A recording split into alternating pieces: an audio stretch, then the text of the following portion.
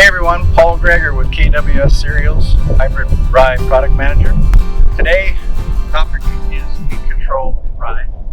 A fact about rye has four mechanisms, natural mechanisms that will help itself control weeds. So the first one is that it's very prolific, which means it puts on a lot of vegetation, so it will shade a lot of weeds. If you get it in early, get it in at the right seeding depth, have it come up and emerge quickly and evenly, it will take care of a lot of weeds. The second mechanism is its roots. Its roots will take away nutrients and water from any weed seeds and anything that's growing, so that massive root system is doing a nice job of controlling weeds also. It also is allelopathic, which means it exudes some growth inhibitors in the soil from its roots, and the weed seeds that are in that zone will not germinate or will not grow as well. So it has its own little chemical factory inside its roots that it will actually control the weed system.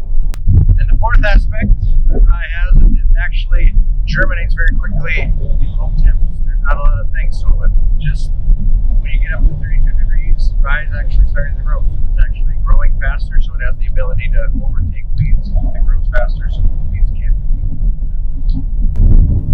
So now if you have to spray weeds, my saying is spray small, spray early. And if we're looking at what we spray small, we want to look at the weeds. The weeds have to be small. We know that weed control is better. The herbicides work better when we have smaller weeds.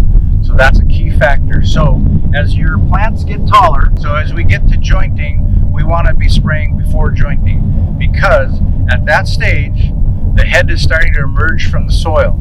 And if we spray that late, we'll get contact of the herbicide with the rye in the head, and we'll start to get some yield losses because it will affect the head growth. And at that jointing stage, that's the best time, because that's when the head is putting on its size, its number of kernels, and everything is happening at that small stage. So be aware of that. Don't just look at what you get at the end. It's right at that beginning is very critical for rye. So that's a very important part. The other thing is spray early. And again, that's the rye. We want to spray the rye early, because if we spray the rye early, the weeds will be small, and that will give us our perfect window where we can get control of weeds, especially those tough winter biennials that come up. They're in the crop right there and they're ready to go too. Rye will overtake them a little bit, but if some of those really problematic weeds occur, we've got to get in there early, and we've got to get in there when the rye is small. So if you look at the herbicides available, there are 4 or 5 herbicides available that are labeled and registered for rye. There's 2 that we don't recommend. I know MCP and 2,4-D are labeled on rye, but we recommend not to use those. Those are growth regulating herbicides, and if you spray them on too late, will affect the head. Remember that small head is coming out right at joint stage. We want to spray early, we want to spray small.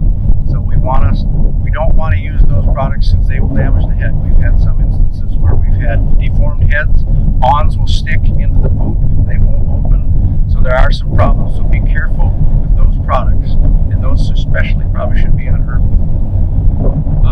If you have any questions, get a hold of your KWS representative or your local co-op or your local dealer, and they'll help you with recommendations and rates. Thank you.